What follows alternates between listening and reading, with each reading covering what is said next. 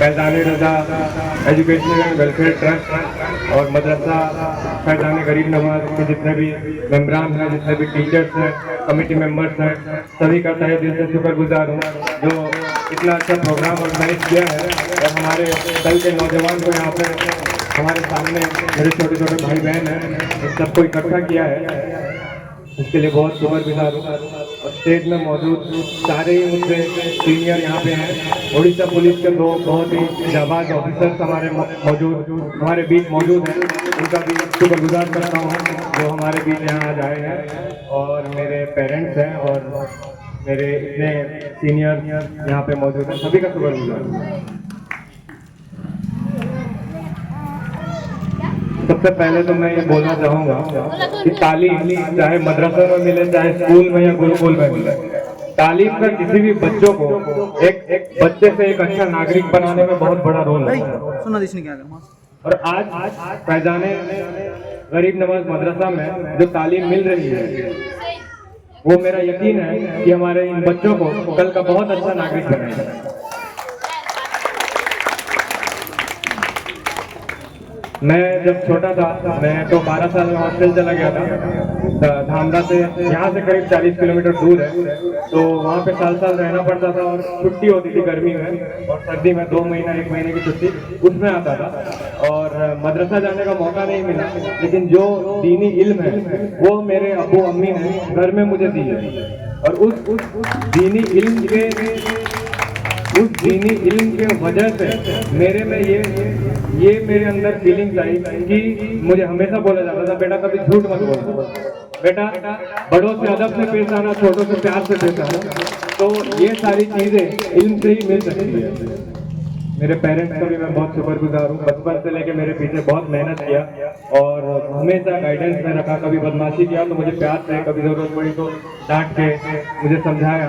तो मैं यहाँ मौजूद सारे जितने भी हमारे पेरेंट्स हैं, नौजवान हैं और हमारे जितने भी सीनियर्स हैं, सभी से रिक्वेस्ट करूँगा आपके घर में जो भी बच्चे उनको अपने गाइडेंस में रखें, उनको अपने आंखों से दूर मत कीजिए। उनका हर एक छोटा छोटा एक्टिविटीज वो क्या कर रहे हैं, कहाँ जा रहे हैं, वो सब चीज को आप गाइडेंस में रखिए। जो मिश्रा सर ने बोला कि आज जो है मोबाइल बहुत बड़ा डिस्ट्रैक्शन बन गया है, मेरा रिक्वेस्ट होगा कि बच्चों को मोबाइल से थोड़ा लिमिट रखें। मोबाइल में बहुत अच्छी चीजें भी हैं, बहुत मिसगाइडेंस की भी चीजें हैं। तो मिश्रा सर का मैसेज मैं एम्प्लीफाई करूंगा कि आप लोग बच्चों को थोड़ा मोबाइल से देखें कि मोबाइल में वो कर क्या रहे हैं। और जैसे कि सुशांत सर ने बोला कि मैं उनका सीनियर हूँ, सर ऐसा कोई भी बात नहीं है।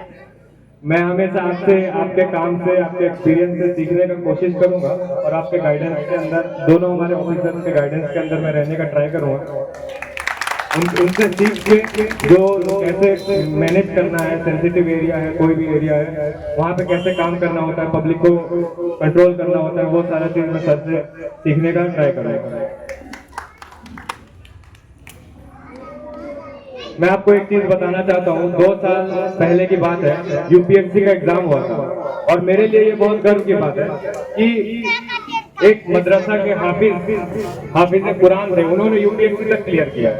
मदरसा के बच्चे, आज वो टाइम नहीं है कि मदरसा में सिर्फ दीनी इल्म हो रही है। मदरसा के बच्चे अगर कॉम्पिटिटिव लाइन में आ गए, उनका जहन जो इतना शार्प होता है, जो वो कुरान को हिफ्ज़ करते हैं, तो उनके लिए कॉम्पिटिटिव एग्जाम कुछ भी नहीं है।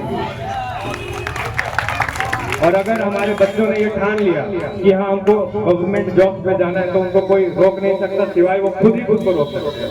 और उन्होंने अगर ठान लिया तो फिर हम जैसे जो स्कूल में पढ़े हैं, हमारी छुट्टी हो जाएगी। तो यहाँ पे हमारे जितने बच्चे हैं, आप सभी से मैं ये गुजारिश करूँगा कि आप लोग जो है एक अच्छे नागरिक बनने के लिए ट्राई कीजिए। आपका इतना अच्छा मदरसा है, यहाँ पे जो आपके सीनियर्स हैं, आपके टीचर्स हैं, जो भी आपको सिखाते हैं उसको सुनने की ट्राई कीजिए, सच बोलने की ट्राई कीजिए, मेहनत करने की ट्राई कीजिए, ठीक है।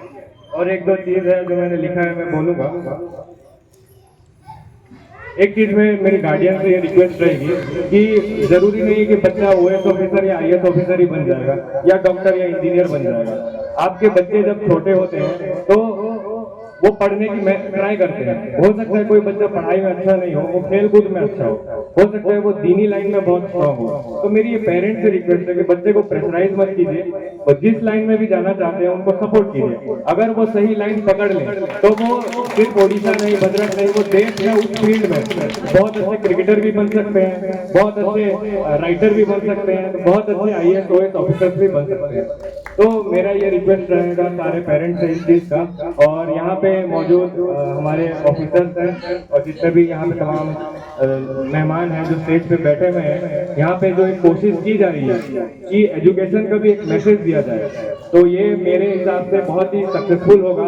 आज का जो ये प्रोग्राम है इसका इम्पैक्ट 2-3 साल नहीं बल्कि 10 या 20 साल तक रहेगा, जो आपके जन्म में इंशाअल्लाह रहेगी और बच्चों को आप आगे बढ़ाने का कोशिश करेंगे।